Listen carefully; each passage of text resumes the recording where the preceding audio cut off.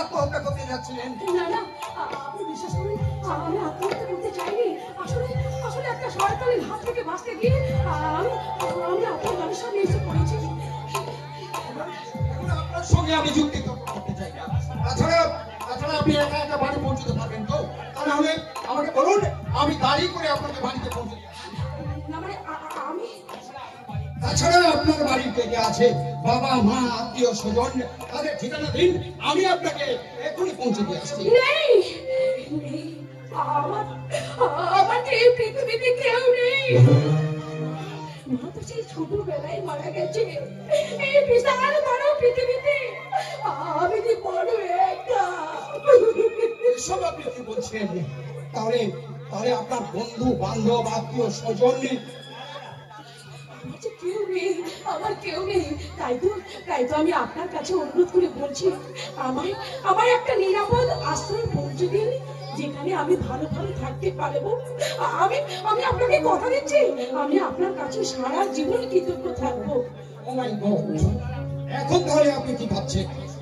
বললাম না যে আপনি শুধু আমাকে দয়া করে একটা নিরাপদ আশ্রয় পৌঁছে দিন। আমি সারা জীবন আপনার কাছে কৃতজ্ঞ থাকবো। আমাকে দয়া করে একটা নিরাপদ আশ্রয় পৌঁছে দিন। এত তাড়াতাড়ি আপনি আমাকে বিশ্বাস করলেন কি করে? এই পৃথিবীতে বিশ্বাস কাউকে করা যায় না, কাউকে না। কিন্তু আপনাকে দেখে আমার মনে হয়েছে আপনাকে 100% বিশ্বাস করা যায়। আচ্ছা, তুমি কি কাজ করতে পারো? বেঁচে থাকার জন্য তো একটা কাজের প্রয়োজন। তাছাড়া বলুন তো, আপনি কতদূর লেখাপড়া করেছেন? আমি বিএ পাস করেছি। আমার মনে হয় এই লেখাপড়ায় আমি যে কোনো একটা চাকরি পেতে পারবো। ঠিক আছে। আচ্ছা, কোথাও সেটেল হওয়ার আগে আপনাকে তো কোথাও থাকতে হবে।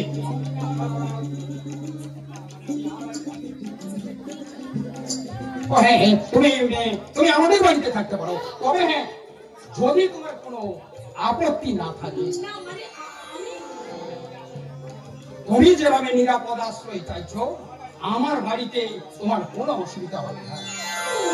শোনো, আমার এক পরিপূর্ণ সংসার, সেই সংসারে মা আছে, আমি বড় ছেলে রামপদ, আর আমার মেজ ছেলে হচ্ছে মুক্তিপদ, আমার ছোট ভাই শক্তিপদ আবার বিয়ে করেছে, তার বউয়ের নাম টিনা। বড় ভাই থাকতে ছোট ভাই বিয়ে করে ফেললো। ও বুঝেছি, প্রেম করে বিয়ে করেছে বুঝি? না, সেরকম কিছু নয়। আসল ব্যাপারটা কি হয়েছে জানেন তো? আমার আর আমার ছোট ভাইয়ের একই দিনে বিয়ে হওয়ার কথা ছিল, কিন্তু ওই বিয়ের দিন বরযাত্রী বের হওয়ার আগে খবর এসে পৌঁছায় আমি যে মেয়েটিকে বিয়ে করতে যাব, সেই মেয়েটি অন্য একটি ছেলের সঙ্গে পালিয়ে গেছে। ছোট ভাই বিয়ে করে বউ নিয়ে বাড়ি এলো, আর আমি শিশুপাল হয়ে এই সংসারে থেকে গেলাম। সেই মেয়েটিকে বিয়ে করতে পারেনি বলে সেই জন্য আপনার কাছে প্রতিজ্ঞা করেছেন যে আর কখনো কোনোদিন কোনো মেয়েকেই আপনি বিয়ে করবেন না। আরে না, সেরকম ব্যাপার নয়। আসল ব্যাপারটা কি হচ্ছে বলুন তো? ওই কপালে নেই তো ছোট্টকালে হবে তাকে। দেরি হচ্ছে, এবার চলুন। ওই বাজার হাট সবকিছু আমাকে করতে হবে। কাল আবার আমাদের বাড়িতে না একটা বিশাল বড় অনুষ্ঠান আছে, বাবার জন্মদিন। কি বলেন? আপনার বাবার জন্মদিন? আরে আপনি কি বলছেন? আপনার কিছুই বুঝতে পারছি না। দীর্ঘ 30 বছর ধরে আমার বাবা নিখোঁজ, তাই তো প্রতি বছর ওই দিনে আমার মা আমার বাবার জন্মদিনটা ধুমধাম করে পালন করে। আর জানেন তো, আমরাও ঠিক সেই অনুষ্ঠানে আনন্দ পাই।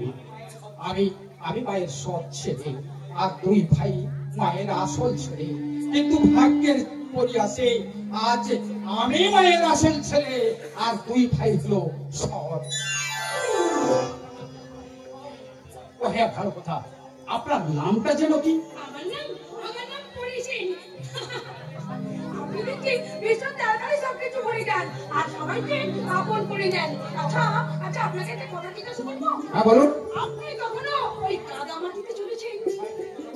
ও, তুমি সাহিত্যের কথা বলছো তো? তুমি বুঝি সাহিত্যের ছাত্রী ছিলে? যাকে ওসব কথা যাক, এখন দেরি হচ্ছে, আসুন এখন। হ্যাঁ হ্যাঁ, চলুন চলুন, আপনাকে বাকি কথাগুলো আমি পথে যেতে যেতেই বলবো। ঠিক আছে, আসুন।